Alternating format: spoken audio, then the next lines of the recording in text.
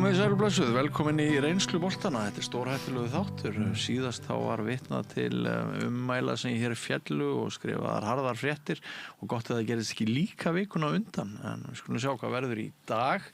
Gestir okkar eru Stefán Pálsson, varaborgarfulltrúi og sagnfræðingur og auðvitað maður í frambúði, já, vertu velkominn. Takk. Þú ert fyrir vinstrið. Ég er fyrir vinstrið. Já, það kemur ekki á óvart. Nei, og mikil pressa, sem sagt, ef þú ert búið að leggja upp með það, við verðum að vera fréttamatur, sko. Annars er þetta algjört flopp. Já, nákvæmlega. Við reynum að standa út í því. Já, er það ekki? Jú. Já, ég treysti á þig. Nú, Björk Vilhelmsdóttir, félagsráðgjafi. Já. Og náttúrulega með mikla pólitíska sögu hjá Samfylkingunni. Já. Vertu velkominn. Takk. Ætlar þú að segja eitthvað svakalegt í dag? Já, ég kem mögulega með bombu. Já. Ég hlakka til. Og Hallur, þú hefur stundum verið hérna Magnússon, atvinnurekandi, þú hefur stundum verið hérna áður. Einu sinni kynnti ég þig alltaf sem framsóknarmann en þú tættur í framsóknarmann. Það fyrrum framsóknarmaður. Fyrrum framsóknarmaður. Það þannig, sko. Þetta nefnilega svo flottur titill. Það endar við smá klúbbur sem við erum hittumst oft einu sinni í viku fyrirverandi framsóknarmenn og ræðum pólitík. Já. Og við erum með svona lokaðan hóp sem að er Anonymous framsóknarmenn. Er svo komið. AF. Við lifum tíma þar sem að meindýraeyðir fyrir norðan hefur verið kærður fyrir minkaveðar. Hann segir þetta er hýenubælið þarna í Þórunnarstrætinu og vísa til lögreglunar á Akureyri sem er að kæra hann. Og sko, minkar eru rétt dreipir allstaðar og með öllum tiltækum ráðum. Ef ég þekki þetta umhverju rétt, ég er mývitningur, minkar geta eyðilagt allt andavarpið og sko bara alla náttúruna á 10 mínútum. Já. Og maður þarf að drepa þá frá morgun til kvölds, hvar sem maður sér þá. En nú er þarna einhver meindýraeyðir fyrir norðan og hann á yfir höfði sér lögsókn á því að hann er ekki einu sinni í vinnunni þegar hann er að drepa meindýrið. Hvað þetta að segja? Ég man eftir því bara minni æsku, þá birtist reglulega sko myndir í blöðunum af einhverjum svona vöskum börnum sem hefur drepið mink og þannig að það voru svona leiðin fyrir sko börn minna kynslóðar til þess að vera fræg og komast í blöðin að var annað hvort að halda tombólu fyrir Rauða krossin eða að drepa mink með naglaspýtu og þannig að við erum greinilega búin að komin ansi langt frá þeim tíma núna. Ég er svolítið sammála þeim sem segja stundum að stjórnsýslan sé komin upp út úr öllu korti. Já. Og þarna held ég að einhverja skrifstofu blækur hafi fundið einhverja reglur til þess að leika sér að og stundum þarf bara heilbrigð skynsemi að taka völdin og já, ég vona ekki refaskyttan, að minkaskyttan, dreparinn, dráparinn, að hann vinni þennan slag. Ég bara segi það. Hallur, þú varst einu sinni blaðamaður, heldur að þú hefðir skrifað þessa frétt með velþóknun? Nei, það er ekki hér. Þetta er náttúrulega alveg rétt með minkurinn er alveg svakalega, sko. Og þótt að þetta sé fallið dýr og þá er það dálítið duglegt eins og bendir á. Það ekki bara drepur alveg óbúslega. Ólíkt öllu öðru sko og ekki sér til matar. Hann er bara að drepa. Og kynntur til sögunar bara í íslenska náttúru þannig að menn fara að flytja þetta inn og starta loðdýrarækt og sko ég held ég muni rétt að þetta sé árið 1929 sem að fyrstu loðdýrin eru flutt inn og strax sko sumarið 1930 eru þau sloppin út í náttúruna og menn hafa bara að reyna að vinda ofan að því síðan. Vildi þó til sko að reynslan af minknum gerði það að verkum að menn fengur svona bakþanga með ýmis önnur verkefni sem menn ætlaði að fara á stað. Menn ætlaði að rækta sko skunka og greifingja og merði, ég veit ekki hvað. Áttu að koma skúnkar? Allir fjárinn, þetta er mjög skemmtilegt tímabil. Þessi frumskeið loðdýraræktarinnar þegar það voru enga reglur það hvað menn máttu koma inn með af dýrum í náttúruna. Ég vil að félagið íslenska villta laxastofnin fái Stefán til þess að segja þessa sögu í þessum auglýsingum. Það er svo góðar auglýsingarnar því að þetta er náttúrulega hættan varðandi náttúruna og firðina okkar og ég er algjörlega á móti þessu sjókvíaeldi og vil bara friða þessar firði frá þessum norsku auðmönnum. En þessi saga er bara mjög góð, Stefán. Ég held að að bjóða þig fram. Já, það er svona hugrenningatengsl í þessu. En Björn, ertu ekki bara á móti öllu? Ertu ekki líka á móti vindmyllum? Nei, ég er ekki á móti þér og nei, ég er almennt mjög jákvæð kona. Já. Ok. Heyrðu, en ummæli vikunnar það sem ég hef séð, það sem af er þessari viku, það er sko í tengslu þessa frétt að einn skrifar hérna komment á Facebook, hvaða dómadagsþvæla er þetta? Minkar eru réttræpir allstaðar og með öllum tildækum ráðum og svo bætir hann við. Versta spilltir embættismenn eru það ekki. Komist kannski aðeins út fyrir grensuna. Svona er samfélagsmiðla umræðan eru mjög fljót að fara beint út í næsta pitt, sko. En hins vegar aðeins með þetta og með íslenska keyriskalla.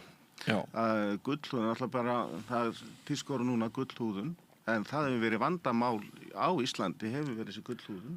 Það sem hefur verið að koma frá Brussel, að þar hafa íslenskir embættismenn verið kaþólskari en páfinn og gengið miklu lengra í túlkunum sínum heldur en nauðsyn er. Það er sérst ekki bara áróður sumra að halda því fram, þetta er bara staðreind. Það er bara staðreind og ég var nú í stjórnsýslunni á tímabili og var dálítið að ferðast í Brussel út af svolítið og það maður fann þetta og sá þetta mjög víðar, sko, því miður.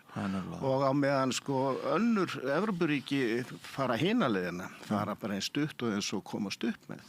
En þetta er ákveðið vandamál sem að við súpum segða. Ég held að þetta, ef við tökum kannski ESB umræðu á eftir, þetta þarf að ræða þegar við förum að tala sko samningaviðræður við ESB í hversu kaþólskt þurfum við að vera. Ég held að við eigum að herma eftir Ítölum. Ég gleymi því ekki þegar ég fór til Ítalíu með saumaklúbnum á Blönduósi.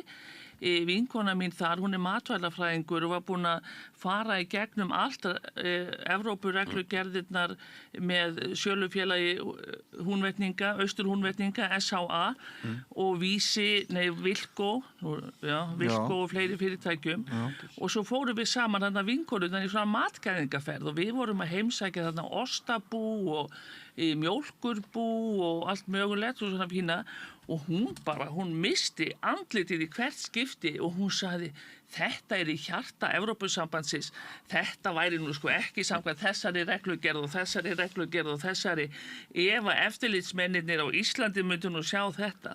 Það var búið að ganga svo yfirgengilega langt að núna bara, þú veist, þetta er að kafsigla fyrirtækjunum, þessi gullhúðun. Þannig að við skulum tala þetta áfram. Við erum nú Norður-Evrópubúar, við skulum getum nú ekki tekið það úr rifið það úr þjóðarsálinni, sko. Nei. Já, ég vona að Svo aftur, ég þekki ekkert bakgrunninn í þessu minkadrápsmáli. Nei. Hvort að það var einhver með haglabyssu í þéttbýli. Ég veit það. Ég veit það sko, hérna, þetta er í hálfkæringi sem ég er að opna þáttinn á þessu. En maður er hugsi, eins og við öll. Heyrðu, en hérna nú ætla ég að fara yfir í það sem er framöndan. Hvað eru 9 dagar í sveitarstjórnarkosningar og þú hlýtur náttúrulega að vera orðin mjög upptrykktur bara eins og Duracell kanina, Stefán. Ég bara stend og sit og tannbursta mig eins og kosningastjórar segja, þannig að það er verið að frambjóðandi rauninni mjög vendu tilvera. Það er einhver sem að segir þú átt að vera hérna hjá Bitni á samstöðinni klukkan þetta og svo ertu komin þarna og svo ertu komin upp í Grafa og að rífast bílastæði og þetta er bara voða þægilegt, sko. Svo eru spennufallið eftir 10 daga. Það er ekki hvað ég gerir. Ég var að rekast á gömul ummæli Össur Skarphéðinssonar þig á internetinu. Þegar hann sagði að þú væri sennilega skarpasti kutin í ræflinu sem eftir væri af skúffu VG og svo segir hann segir að þú sett hæfilega skrítin, mælskarinn anskotin, krullharður, krullherri sem plús og sérlega fimur í að verja vondan málstað. Já, en þetta lýst hann síðan sko aðdáun sinni og stuðningi við mig sem að mér vantur frekar merkilegt eftir þessu uppdælingu. Við vitum það alveg með Össur sko að hann með sko svarta beltið í að hrósa engum nema ná að nýta tækifæri til að sparka einhvern annan í leiðinni. Og það bara hans stíll og hann heldur því bara áfram á netinu og helst eftir miðnætti. Ég man að ég lækaði þessa færslu hjá Össuri af því að mér var þetta ótrúlega skemmtilegt, fyndið sko. Hann má nú eiga það sko menn eiga ýmislegt þegar þeir eru fyndnir. Hann var og skemmtilegur oft þegar hann tjáði sig og mætti maður kannski fá aðeins meiri húmor frá til dæmis formanni Sjálfstæðisflokksins og einhverju svoleiðis fólki. En þú, Stefán, þú hlýtur að vera kátur. Þið eruð að mælast sko bara með, þið eruð að vaxa núna í vinstrinu frá degi til dags, liggur mig við að segja. Þið getur fengið 3, sumir segja 4 borgarfulltrúa. Þannig að þú sem varaborgarfulltrúi núna, þú sér fram á að þú þarft að klúðra epíst ef þú ert ekki á leiðinni þarna. En hverju, sko, hvað heldur þú að skýri þær hreyfingar sem við erum að sjá á fylgi samkvæmt mælingum í borginni? Sko ég held að hvað okkur varðar sérstaklega, þá upplifði maður bara jákvæðni eiginlega bara frá þeim degi sem var tilkynnt framboðið og mér að segja þú veist, þannig að við getum ekki bara sagt að stórkostlegu stefnumál okkar eða framboðslisti hafi einhvern veginn snúið öllum. Ég held að það hafi verið mjög mikið ákall eftir því að svona á vinstri vængnum færi mennum svona aðeins að vinna saman, menn náttúrulega bara brenndir af síðustu þingkosningum þar sem að bara mjög hátt hlutfall kjósenda ekki með neinn fulltrúa á þingi vegna þess að flokkar lentu almennt bara undir mörkunum. Þannig að það skapaði held ég jákvæðni í garð okkar framboð strax í byrjun. Ég held að margir, ég vil trúa því að margir séu búin að sjá það sem af þessu kjörtímabili á þinginu, að það sé ekkit endilega gott fyrir neina sitjandi ríkisstjórn að hafa ekkert aðhald frá vinstri. Ég held að það sé bara mikilvægt alltaf að það sé möguleiki á aðhaldi úr báðum áttum og þegar að svona framboðslistandi margir hverjir í Reykjavík hjá hinum flokkunum voru orðið svona ansi keimlíkir, dálítið fólk með sama bakgrunn, mislanga viðveru í Sjálfstæðisflokknum að auki, þá var það bara dauðafæri fyrir okkur og sem að við verðum að nýta. En enn hefur ekki nefnt neinn málefni í þessari stuttu ræðinni. Ég talaði rauninni einmitt það að við erum flokkur sem að staðsetjum okkur mjög sko rækilega róttækt til vinstri. Og við erum með vinstri sýn í einmitt félagsmálunum, húsnæðismálunum og þar fram til göttunum, en höfum líka reynslu. Ég meina það alveg, þráttur að sé nýtt framboð, að þá þetta bara nokkuð mörg ár sem að við erum bara með okkar á milli, þau sem að erum í 4 efstu sætunum í borgarmálunum, sem ég held að skipti líka máli vegna þess að sveitarstjórnarmál, í rauninni enn frekar heldur en landsmálin, eru mjög tæknileg. Það bara tekur langan tíma að læra á þetta kerfi, bara hvernig þetta virkar, samskiptin bara við embættismennina og það allt saman. Þannig að það held ég að sé klárlega þáttur í þessu líka. En sko, þú nefnir að hún hafi tekist vel þessi sameining Sönnu og félaga í gamla sósíalistaflokknum og svo ykkar í VG, og VG hefur svo sem verið að mælast núna inni aftur með þingmenn og alþingi, þannig að það eitthvað sem sem svona búst í gangi. En en sko, væri þá sameinað afl ekki algjört tryllitæki þar sem þú væri líka með Píratana og líka með þá sósíalistana sem ekki eru lengur hluti á Sönnu? Sko, fyrst og fremst maður það að Sanna og sósíalistaflokkurinn í borginni og við í VG erum búin að vinna náið saman í 4 ár og við meira að segja við domtuðum okkur saman í nefndakjöru, þannig að við erum búin að vera sko með varafulltrúar sko fyrir hinflokkin í nefndum. Við höfum staðið saman í nánast öllum atkvæðagreiðslum og með bókanir og þar fram til göttunum. Þannig að það dálítið annar blær á því þegar að við síðan bjóðum fram sameiginlega í kosningum heldur en einhver flokkur sem að allt í einu sko kift upp í á einhverjum lokametrunum og menn virka kannski svona pínulítið örvæntingafullir að því að það einhverja skoðanakannanir sem að líta ekki nógu vel út. Mér finnst betri blær á því. Þú ert nú samt ekki beint að svara þessari spurningu. Jú, ég held ég sé nefnilega einmitt að svara þessari spurningu vegna þess að við erum hópur sem að vitum það að við getum unnið saman. Það dálítill málefnalegur munur á okkur og Pírötunum. Píratarnir eru dálítið svona eins og konfektkassin hjá Forrest Gump. Þú veist aldrei hvert þú færð. Þarna sko mikið félagshyggjufólk innan dyra, sumir frambjóðendurnir. Aðrir eru með skoðanir sem að eru miklu frekar á sko frjálshyggjunótum vegna þess að sem er kannski kjarninn í píratismannum öfugt við vinstri hægri pólitíkina sem að við kannski sameinumst frekar svona almenna afstöðu í efnahagsmálum, að þá eru þau kannski að sameinast svona ákveðin prinsip í lýðræðis og mannréttindamálum, en svo fara þau í allar áttir þegar kemur að bara viðhorfum til bara samfélagslegs rekstrar og ég enda sjáum við það að talsvert af gömlu Pírötunum sem að sátu á þingi fyrir þann flokk eru farin að dúkka upp á framboðslistum og fundum hjá Viðreisn sem að mjög hægri sinnaður flokkur í efnahagsmálum þó að hann sé borgaralega frjálslyndur og styðji mannréttindi og annað slíkt. Þannig að ég myndi kannski segja sameining Pírata og Viðreisnar hefði verið miklu auðveldari. Ok. Hérna Björk, könnunin í gær sem að Sýn var með, maskínu könnunin, og margt áhugavert. Eitt af því var þetta sko að vinstrinu gengur vel eins og ég var að ræða við Stefán. Samfylkingin nú ekki á neinu svakalegu flugi, Sjálfstæðisflokkurinn á miklu flugi, Miðflokkurinn að dala og svo eru þarna framboð sem komast ekki inn. Hver finnst þér svona að vera helstu tíðindin þessa dagana? Það kom mér einmitt svolítið á óvart að Samfylkingin væri að dala og enn og aftur þá svolítið ég svo hugsið við því að það virðist ekkert samhengi á milli sko kosningabaráttu og þess sem að sagt og fylgis. Alveg eins og þú sagðir við Stefán, það heyrist ekki mikið í ykkur en þið eru á flugi.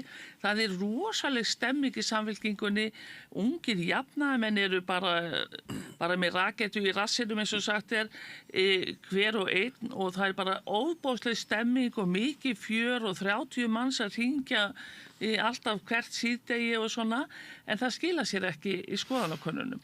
Þannig að það sem að ég svo bara hrædd við og að það sé að mynda sérna svona hægri bandalag, Sjálfstæðisflokk, Miðflokks og Framsóknar og ég sé að það verði gríðarlega dýrkeypt fyrir borgina ef að þessi öfl komast til valda og ég skil ekki, ég held að þetta sé alveg þvert á það sem fólk vill því að borgarbúar eru svolítið, hefur mér fundist einhuga einmitt þessa samfélagslegu þjónustu, almennan leikskóla, almennt grunnskólakerfi, góða velferðarþjónustu og áframhaldandi uppbyggingu svona ódýrara húsnæðis fyrir stúdenta, eldri borgara og þá sem eru tekjuminni.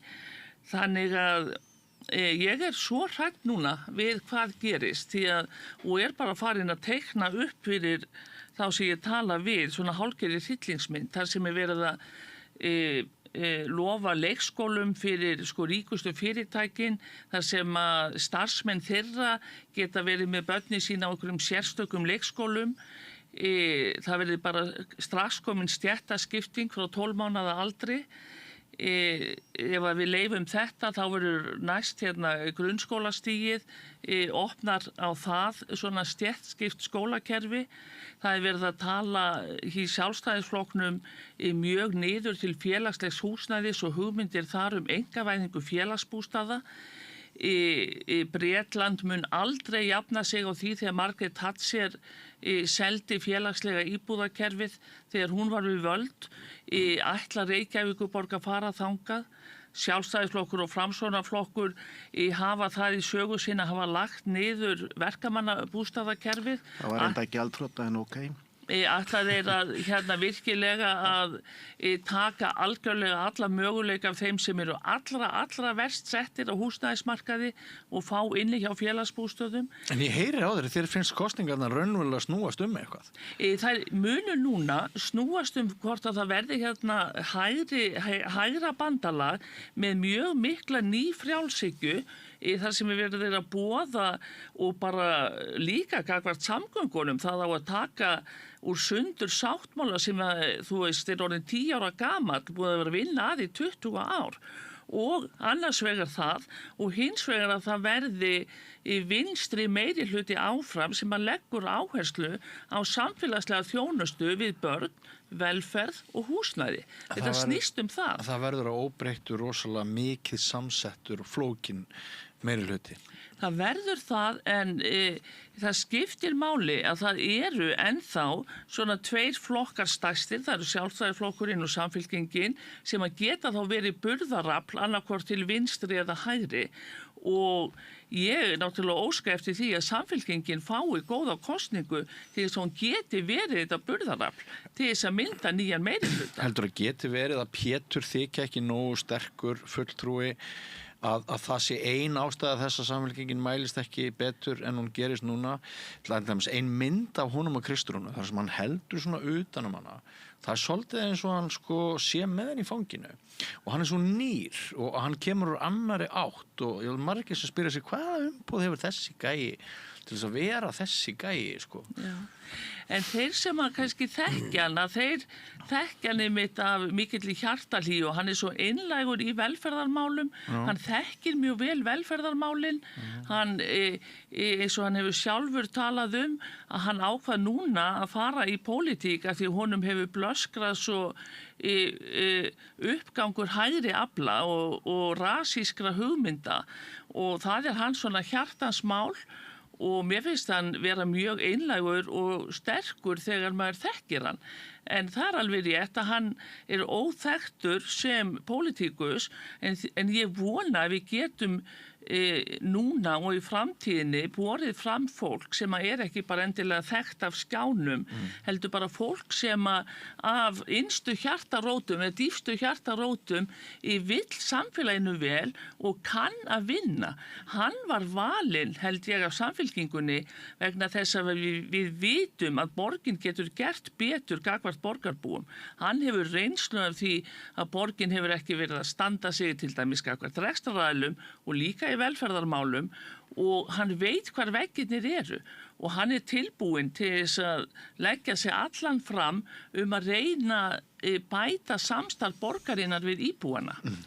Hallur, það verður ekki undan því vikist að finna aðeins húmorinn í mælingunni í gær á maskinu að við sáum marga sjálfstæðismenn hverfa frá sjálfstæðisflokknum yfir á miðflokkin. Þegar allt bendi til þess fyrir nokkrum vikum að miðflokkin einhvers konar sigurvegari þessara borgarstjórnarkosninga og sveitarstjórnarkosningana. En svo bara miðflokkurinn einhverja hluta vegna núna, ég segi nú ekki frjálsufalli, en hann virðist vera stopp. Hvað þetta er eitt af því sem vekur athygli, ekki satt? Þetta er alveg rétt hjá þér. Miðflokkurinn hefur verið svona í flóttamannamóttöku, tekið á móti pólitískum flóttamönnum úr öðrum flokkum. Já. Og ég er ekki viss að það hafi verið honum til framdráttar, en það er ekkit nýtt að flokkurinn hafi farið með himinskautum í skoðanakönnunum og svo hruni fyrir kosningar. Nei. Það er frekar regla heldur en hitt. Og ég held að hann sé í frjálsu falli, ekki bara þarna. Hann hins vegar hagnast hans aðeins á nýlum átökum í formannskjöri Framsóknarflokksins vegna þess að ég veit að við landa þá er fólk sem hefur ekki verið sátt við Lilju. Það eru aðri sem hefur ekki verið sátti við Ingibjörgu og vandi flokksins var ekki einhver þriðji aðili sem bara Willum sem hefur tekið eins og við rættum hérna einhvern tímann og sem getur saman af flokkin og ég veit að það er fólk sem er búið sem að trúð ekki að myndi yfirgefa Framsóknarflokkin og fara að styðja Miðflokkin eða fara í framboð með Miðflokknum. Það hefur að gerast út land. Við tökum bara Borgarbyggð sem dæmi og það sem að Framsóknarflokkurinn var með hreinan meirihluta og hefur líklega getað haldið honum ef að þau hefðu gert þetta skynsamlega, það bara gekk ekki. Þannig að það eru miklu meiri særindi, hún er miklu meiri særindi eftir þetta flokksting heldur en að fólk gerir sér grein fyrir og harkan var miklu meiri á þessu flokkstingi en komið höfðu fram. Fulltrúum var neitað lista yfir hverjir væru á flokksþinginu í aðdraganda flokksþingsins. Skrifstofunum bara var meinað að láta fólk fá þá lista á hvernig ætla fólk það að vinna undirbúningsvinnuna sína. Þetta hefur ekkert verið rætt neitt en þetta veit fólki í Framsóknarflokknum.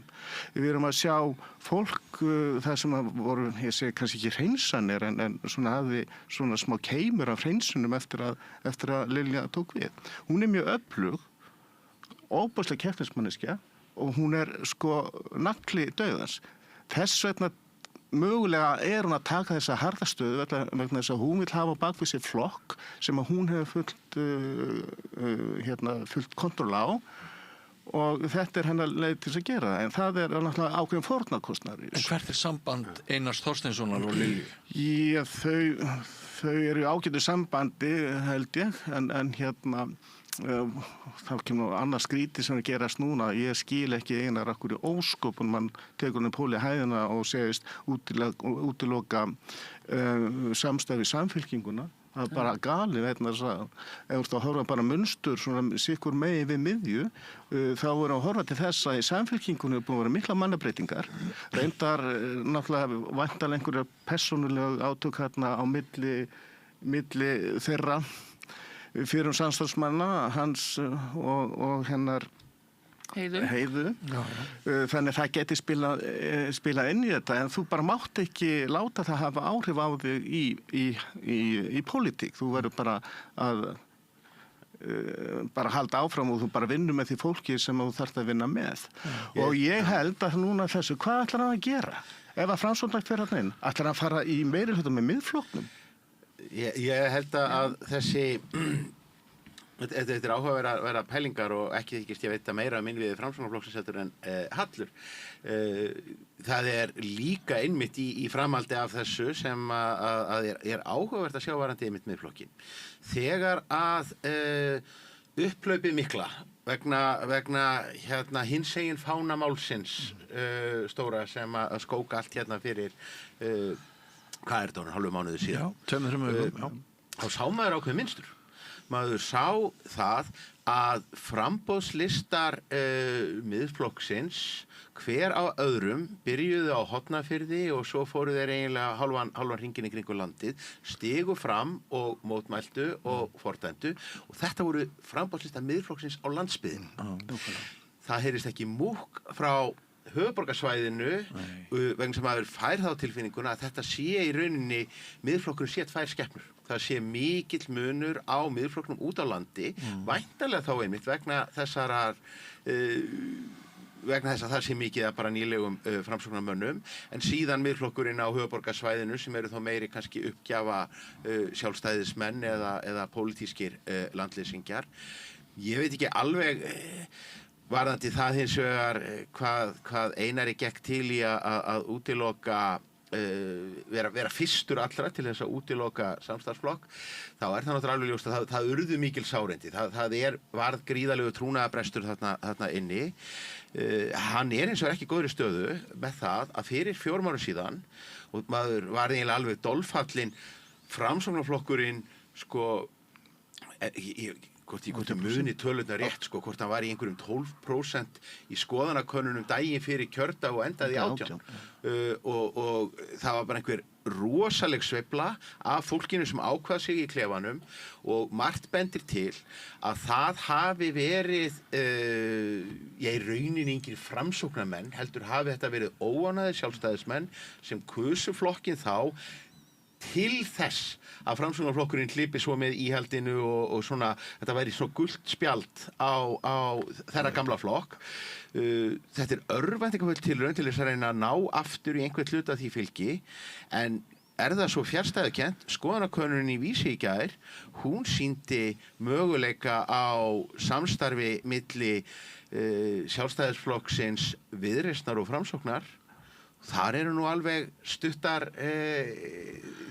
talsamband á milli og ég held að það sé ekkert geðslegri tilhugsun fyrir borgarbúa heldur en einhverjar samsetningar sem innihalda Ara Edwald, hvort sem að hann verður einn eða við annan mann inn í borgarstjórn. Mér líst nú reyndar betur á þessa samsetningu heldur en Miðflokksnafninni en ég kannski svolítið skakkur í því. Einmitt út af þessari afstöðu talandi sko regnbogafánan og það alls saman og ég held að sko fólk vill það ekki. Þetta er mjög lítill hópur sem að sem tekur til þín á þennan hátt. Venjulegt fólk vill þetta ekki. En aðeins meðan Einar og Samfylkinguna.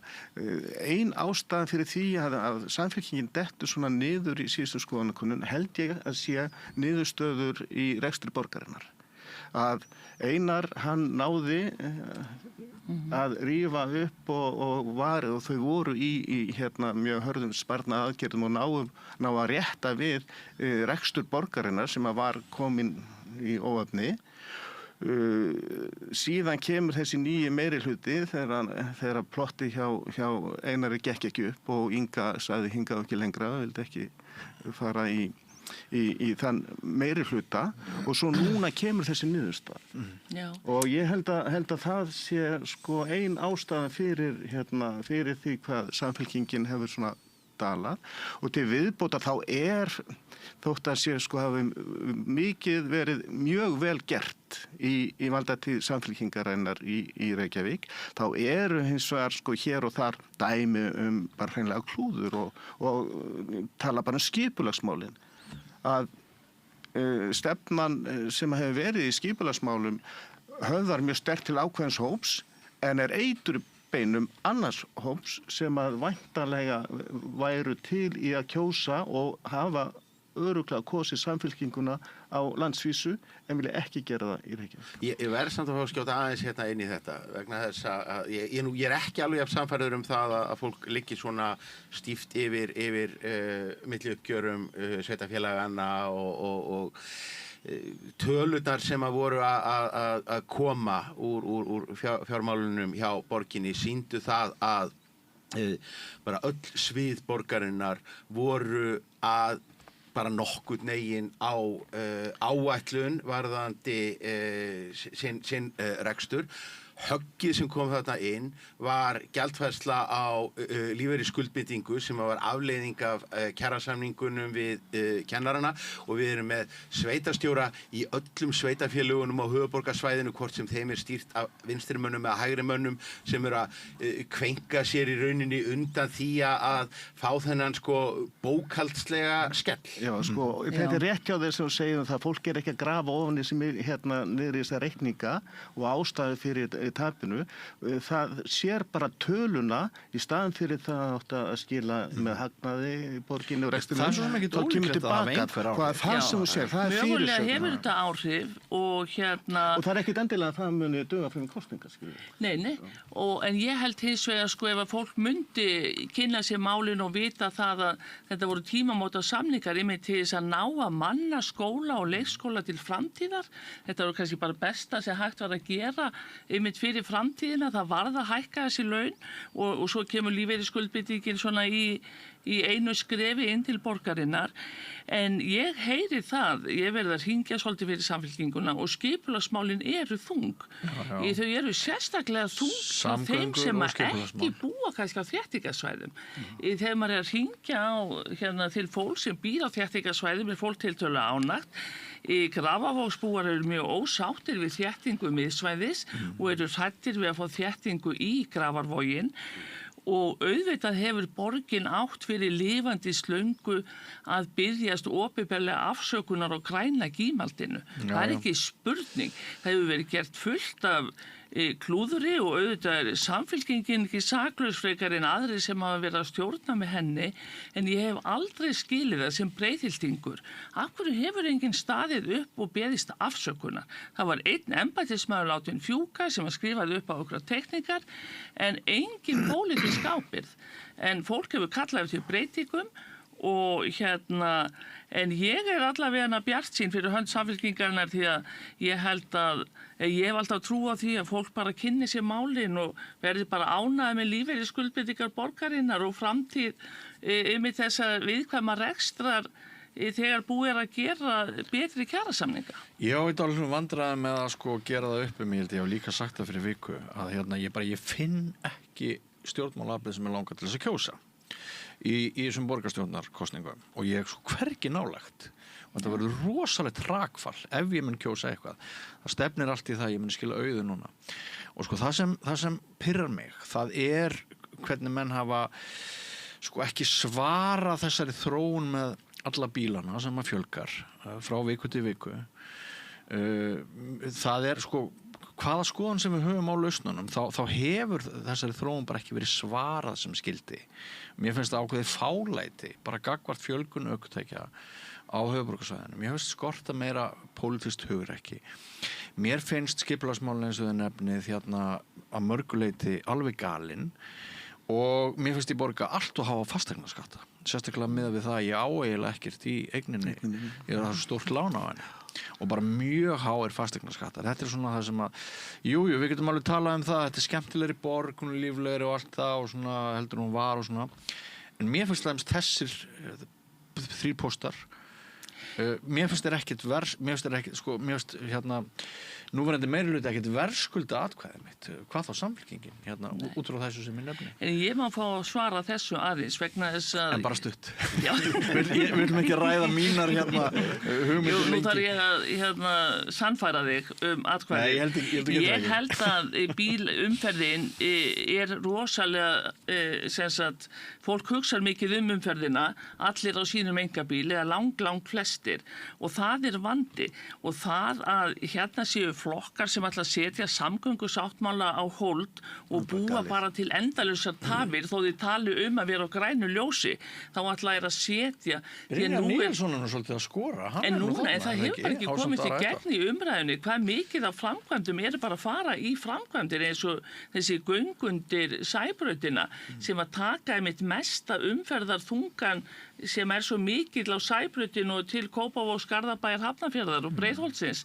Það er að fara í framkvæmd og þessi einlægu gatnamót við Sprengisand og fleira og það að fara að taka þetta úr sambandi, það þýðir bara endalausa svona umferðarsultu í austurhluta borgarinnar og ástæðan sem mér finnst allt og lítið talað af hverju er ekki meira byggt í austur fyrir borgina að það eru umferðarmálin bara eins og umferðarkerfið núna þá þolir það ekki meiri byggð í austurhluta borgarinnar. Þannig að við verðum að leysa umferðarmálin og það gerum við ekki nema með fjölbreyttum valkostum. Við verðum að fá betri almenningssamgöngur en við verðum líka, og það mun leysa í einkabílinn, en við verðum líka að tala og við flesta sem er á einkabíl, ég er á einkabíl, ég get ekki annað og við verðum að tala þessar lausnir sem ekki eru lengur bara á teikniborðinu, þær eru komnar eiginlega í framkvæmd. Já, við erum að framkvæmda. Og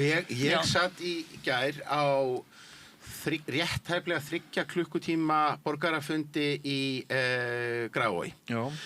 Og fannst nú pínlítið leiðilegt að það var ekki hægt það var ekki talað skólamál. Það var ekkert talað menningamál, það var ekkert talað umhverfismál. Það var bara talað bíla og bílastæði allan tíman og megnið af tímanum var reitt fólk í salnum að saka okkur það að við værum ekki að gera neitt annað heldur en að reyna að þjarma að einkabílnum og vinna í þessu, þannig að þessu er svona pínlítið skemmtilegt að koma svo núna í viðtal og heyra það að við séum ekkert að gera í þessu og séum ekkert að sinna þessu. Sko, það sem er alveg ljóst. En bragð að þú barni finnur, ef þetta er svona allstaðar, Stefán. Ég að segja það að krítikinn þar gekk út á það að borgarstjórn Reykjavíkur væri ekki að gera neitt annað heldur en að reyna að tækla þessa fjölgun bíla og þjarma að einkabílnum og fara í einhverja hræðilega borgarlínu sem myndi gera allt ömurlegt. Veruleikinn er þessi. Hver einasta borg á Vesturlöndum stendur frammi fyrir sko miklum áskorunum í samgöngumálum. Við erum í þessari stöðu að það fjölgar 10 bíla á höfuðborgarsvæðinu á hverjum einasta degi og allar lausnir í samgöngumálum munu koma til með að verða dýrar. Borgarlínan er nú þrátt fyrir allt ekki metnaðarfyllri en svo að hún stefnir að því að halda nokkurn veginn í horfinu við það sem að við erum með í dag til þess að koma aðeins fleirum inn í strætisvagna með því að vera með forgangsreyna kerfi fyrir það. Ég ætla að fullyrða það að allar aðra lausnir sem að gengi út á það að reyna bara að bregðast við fjölguninni með fleiri slaufum og fleiri mislægum gatnamótum og slíkum æfingum yrði miklu dýrara ef það gæti nokkuð tíma virkað yfir höfuð. Og þetta verður bara eins og í öllum svona tæknibreytingum, þetta verður erfitt og þetta verður umdeilt meðan á framkvæmdinni stendur, en þegar búið að rífa af plásturinn þá ég ekki í minnsta vafa það að með verða ánægðir. Það verður ekkert við eigum eftir að heyra umræðu hvað það sé erfitt að fara Sæbraut þegar að þessar framkvæmdir fara í gang sem að bara að gerast núna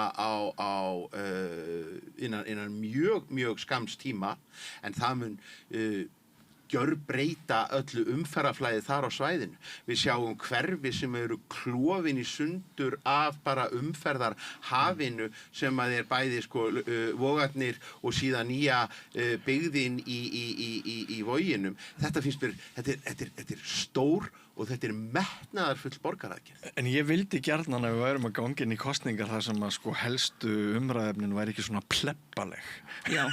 Þetta er alveg rosalega þetta eru leiðileg umræðefni. Það væri svo miklu betra að við værum að ræða menningu einmitt eins og þú segir, umhverfismálin á hærra plani. Umhverfismálin, og allt það sem að verður ekkert í boði að hver einasti maður hafi 4 hjól undir rassinum. Það bara ekkert í boði til framtíðar, sko. Ríkisútvarpið leggur kosningapróf fyrir alla frambjóðendur í Reykjavík sem fólk búið að vera að dunda sér við að svara.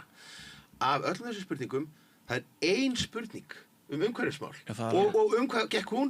Hún gekk út af það hvort það væri mögulega verið að pína fólk til þess að flokka of mikið. Já, ég bara Ég er svo sammála. En aðeins þessu, hérna með samgöngumálin, ég held að ein ástæði fyrir því að Einari gekk vel í síðustu kosningum að hann kom með þessa millileið, það ætti að gera hvoru tveggja og eins með byggðina það þetta, en það mætti ekki gleyma hinnu. Þetta kom honum þarna inn með 2 menn með sér, held ég að stórum hluta þegar þetta ástæðan fyrir því. Svo bara var yfir honum þessi blær að hann gæti orðið góður stjórnmálamaður af því að hann hafi staðið sig að mörgu leyti svona sem snögurmannlegur fjölmiðlamaður. Og fólk heldur oft að fjölmiðlafólk verði rosa gott í einhverjum öðrum störfum af því að það hefur einhvern trúverðuleika sem fjölmiðlafólk. En það staðreyndin svo að það ekki sem segir okkur að fjölmiðlafólk verði gott stjórnmálafólk. Ég held mér að segja að Einar hefði örugglega getað orðið farsælli pólitíkus á þessu fyrsta kjörtímabili sínu ef að hann hefði ekki herjað það í gegn í samningaviðræðunum að hann tæki svona snemma við borgarstjórastólunum. Því að eins og ég talaði áðan, þetta sveitarstjórnarmálin ganga svo mikið út á það að hafa þekkingu, setja sig inn í málin og að koma sem nýgræðingur inn í pólitíkina og ætla sér svo bara ár í það að geta síðan orðið bara direktör en fórtið hela. Það bara ekki sniðugt. Þetta það sem ég að tala um þegar Pétur Martinsson heldur utan Kristrúnu Frostadóttur á myndinni. maður svona hugsar, heyrðu vinur, þú ert bara nýgræðingur, vertu rólegur, sko. En heyrðu, en ég ætla... Mikil túlkun á myndmáli. Já, ég meina að þú veist, já. Já, ég ekki eins og sé þessa mynd. En sko, það er búið að vera svo gaman hjá okkur að við erum búin næstuð með allan umræðutíman, ég ætla að þæla ykkur í gegnum, sko, alls konar fréttamál. En aðeins áður en ég fer hérna í eitt annað að lokum. Gjörðu svo vel. Já, bara að því við búin að fyrst og fremst og einhverjum talað um kosningar hér í borginni. Já. En það er mjög spennandi sviðsmyndir að teiknast upp. Sjálfstæðisflokkurinn er mögulega að missa meirihlutann í Garðabæ. Hann er mögulega að missa meirihlutann á Seltjarnarnesi. Og Kópavogi. Og, já, Kópavogi líka. Þú býrð í Kópavogi, ekki? Ég býð í Kópavogi, jú. Og ég er ekki endilega vissum að þótt að héldi meirihlutin Sjálfstæðisflokkur og Framsókn að það verði endilega sá meirihluti áfram. Ég myndi ekki ganga út frá því. Ég er ekki tverið því að Framsókn myndi þar í Kópavogi myndi horfa til þess að geti ferið þriggja flokkastjórn með Samfylkingu og Viðreisn. Að við myndum velja þann kostin frekar, farið yfir úr miðjunu í staðin fyrir þarna yfir í hægrið og ég held að flokkurinn sko þurfa á því að halda vegna þess að sko þráttur allt og þá er ennþá mikil félagshyggja í Framsóknarflokknum. Þóttum það kannski Ég held að það sé rétt og eftir síðustu kosningar í Kópavoginum að það var svo erfitt það þurfti að vera svo margir flokkar og með svolítið sérstök mál eins og Vinur Kópavogos sem var svona einsmálsflokkur. Það var einsmálsflokkur brú sem var búið ákveða að gera. Nákvæmlega, sko. Þannig að það var mjög erfitt fyrir Framsókn á þeim tíma að fara í það áttina og þeir velja að fara með Sjálfstæðisflokknum. Ég hefði eins og vilja sjá að þeir eru sett skilur að taka bæjarstjórastólinn þá, en það var það ekki. En þannig að ég er ekki að segja að gerist, en það er alveg mögulega á því að þetta gerist í Kópavogi af mínu vitu, en þetta með Seltjarnarnesið og Garðabæ, það er bara algjörlega frábært. Líka spennandi breytingar á Akureyri og það er svona... Ég bara trúi því þegar ég sé það að Sjálfstæðisflokkurinn falli á Seltjarnarnesi. Nei, málin er bara svona, ef þú horfir á þetta, sem betur fer er núna Samfylkingin, Viðreisn og Óhæðir saman í bandalagi á Seltjarnarnesi og þannig að hvert atkvæði nýtist þar. Miðflokkurinn er þriðji flokkurinn og hann sem að miðflokkurinn fái 10% eða 12%, þá er ekki inni með mann og þeir bara 7 bæjarfulltrúar. Þannig að, og ekki glemma því heldur að Sjálfstæðisflokkurinn var ekki með meirihluta atkvæða í síðustu kosningum. Þannig að mér finnst þetta mjög spennandi og ég var alveg til að greiða atkvæða á Seltjarnarnesi. Ég man eftir kosningum á Nesinu þar sem að við vinstrimenn vorum ægilega bjartsýnir, við vorum með svo sterkan lista og Sjálfstæðisflokkurinn stóð svo veikt og svo voru einhverja kannanir sem lofuðu þetta góðu, þannig að við vorum búin að tala okkur upp í það að okkar fólk út á Nesi myndi núna bara fella íhaldið og svo talaði ég við gamlan Seltirning og hann bara hlóa mér og sagði þið er ekki séns, hvernig stendur á því, þetta er allt saman aðkomu fólk sem eru þarna í efstu listum. Það er meira sig á Seltjarnarnesi skiptir það máli að það séu réttu fjölskyldurnar og réttu ættirnar. Rétt í lokin, góðir hálsar, mogginn í dag, ESB upplýst en þjóðin ekki fyrir sögn og forsíðu. Utanríkisráðherra hélt upplýsingum frá þjóðinni sem hún ræddi víða innan ESB. Það búið að vera öll vikan og margar fréttir á dag svakalega leynd og farið á bakvið og allt þetta og svo eru margir sem segja að ein ástæða þess að okkur finnst að sé ekki verið að kjósa neitt í sveitarstjórnarkosningunum sé þessi kosning í ágúst og sé allur þessir hávaði sem er út af þjóðaratkvæðagreiðslunni. Bara svona, bara í lokin, smá rúndur, byrjum bara á þér Hallur. Hefur hávaðinn og til dæmis þetta sem ég er að lesa þetta er náttúrulega bara einhver sýra sko, við erum bara viðurkenna það er bara voða lítið hæft í öllum þessum staðhæfingum sem að mogginn er með ESB núna, en hefur þetta einhvern veginn stólið þrumunni af sveitarstjórnarkosningunum? Ég held ekki. Nei. Ég held að það geta alveg verið 2 mál í gangi einu og yfirleitt er það nú þannig, en það er aldrei skemmtilega stundum að sjá hvað mogginn engist yfir þessari þjóðaratkvæðagreiðslu.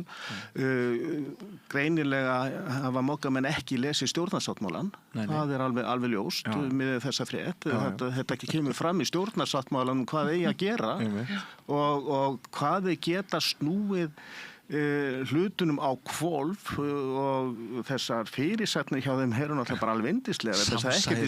Já, og ekkert samarumi á milli þeirra. Það er nákvæmlega þetta. Þannig að þetta en og sko, bara með þetta yfir höfuð, það er svo, ég bara skil ekki að fólk geti sagt að við eigum ekki að hafa þjóðaratkvæðagreiðslu og halda áfram þessum aðildarviðræðum vegna þess að þjóðin tekur síðan ákvörðun það sem að hvert verður farið þegar samningur og ef samningur mun nást og liggja fyrir.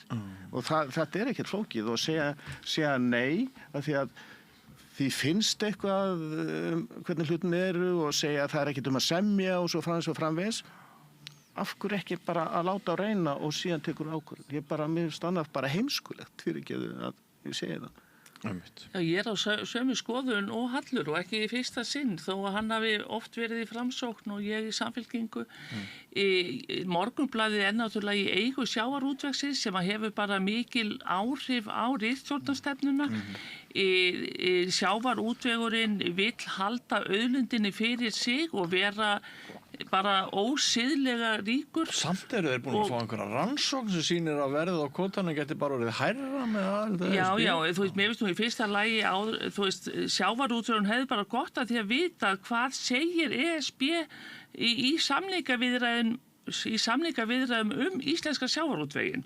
Auðvitað væri það hollt bæði líka fyrir þjóðina því að öllum okkur þykir vænt auðlindina í sjónum og við viljum öll vita það. En þetta blað er bara í eigu ríkustu hagsmunaaðilanna og verður að lesast sem slíkt. Já. Aðeins með sjávarútveginn nefnilega að það er hinum megin, Evrópusambandið, þar eru ríki sem að virkilega vilja breyta sjávarútvegsstefnu Evrópusambandsins. En samsetningin þar er þannig að þetta er fjöldi landlutra ríkja sem er ekkert að hugsa um sjávarútveg og sjávarútvegur er undir bara landbúnaði á með þetta er megin atvinnuvegurinn hjá okkur. Hefðu þið í vinstrinu, Stefán, viljað hafa þessa þjóðaratkvæðagreiðslu með ESB framhaldið síðar á öðrum tíma? Vinstrið er náttúrulega bara kosningabandalag í Reykjavík og hefur ekki stefnu í þessum landsmálum. VG-maðurinn Stefán og raunir bara stjórnmála áhuga maðurinn og sagnfræðingurinn Stefán ætla nú samt að segja að mér hugnast ekki kosning síðustu dagana í ágúst af þeirri ástæðu að bara athyglisspán Íslendinga á sumrin og sameiginleg bara greindarvísitala fer niður. Við ráðum ekki við ráðum ekki við að hugsa mál fyrir svona komið aðeins inn í september. Þjóðaratkvæðagreiðsla svona 15.–20. september fínt, en þetta litla sumar sem við fáum hérna á Íslandi í guðsbænum bara forðum okkur frá því að vera með einhverja pólitíska argaþras þætti rétt á meðan. Þannig ég enda ætla að segja, ég er alveg sannfærður það að þessi dagsetning 28. ágúst var aldrei sett með það í huga að það væri einhver að fara að kjósa þá heldur gaggjart til þess að það væri þá hægt að semja það að þessu yrði ítt áfram einhverjar fáravík. En 15. september þar er miðrum göngum og réttum, það er ekki hægt. Þú getur tekið Hall úr Framsóknarflokknum, þú tekur ekki Framsóknarflokkinn úr Halli. Þannig að hér eru forgangsröðinin alveg á hreinu. Eða sagnfræðinginn Halli. En hver voru gífuryrðin sem fjallu hérna, sem gæti verið fréttamatur? Sagði einhver eitthvað stórt? Við komumst ekki svo langt. Nei, við komumst ekki svo langt. En það þurfti að hafa þetta klukktíma lengur. Nei, við hefum þetta að tala lengur miðflokkinn eða eitthvað. En það var nú aðalega bara þáttastjórnandinn sem var að lesa hér í einhver skuggalegt myndmál og svo væntanlega erum við búin að æsa alla heilbrigðisfulltrúa landsins upp með því að tala grímulaust fyrir slátrun og minkum í fjölmenni. En ég veit vita að kosningabaráttan að harðna. Hún verður gríðarlega hörð næstu daga. Það verið að beita óheiðarlegum aðferðum til þess að reyna að skýta át fólk og það alltaf að fara í fjölmiðla undan rifjum Sjálfstæðisflokksins. Já. Kannski nema hann bara bakki vegna þess að hann á siglingu samkvæmt skoðanakönnunum en þeir eru búnir að vera í alveg ótrúlegum greftri eftir einhverjum skítabombum og þykjast að vera að finna eitthvað þannig að það ýmislegt stórt að fara að gerast næstu daga. Nú morgun kannski sjáum við einhverja svakalega forsíðu hérna á Mogganum einhvern frambjóðanda. Myndirðu giska á Samfylkingarinn? Já, ég giska á það. Þetta nú næstu því fyrir þessi spádómur. Ég ætla að drepa aldrei mink. En ég var hérna fyrsti tengdapabbi minn þegar ég var 12 ára var refaskytta. Rosalega skemmtilegur, Einar Húnfjörð á Blönduósi. Við vorum saman, ég og Kári sonur hans í 12 ára bekk og ég fór á árshátíð með fjölskyldunni hjá Lúðrasveitinni og gamli Einar refaskytta kendi mig gömludansana og ég hef alltaf verið svo þakklátt honum fyrir það að kunna gömludansana. Það eru til margra hluta nytsamlega refaskytta. Það þetta að ræða ýmislegt hérna en ég held að það verður svolítið harður slagur næstu dag. Einmitt. Herru, gaman að fá ykkur í heimsókn, kæra þakkir og gangi ykkur vel í því sem þið eruð að brasa við og takk fyrir samverunar hlustendur áhorfendur. Hér voru sem sagt Stefán Pálsson varaborgarfulltrúi sagnfræðingur, Björk Vilhelmsdóttir félagsráðgjafi og Hallur Magnússon atvinnurekandi og Rauðaborðið rétt að byrja nýr kafli eftir andartak. Ég heiti Þórhildur Þorleifsdóttir. Á Samstöðinni fjörug, opin, skemmtileg og gagnrýnin umræða allt milli himins og jarðar. Samstöðin á erindi inn á öll heimili.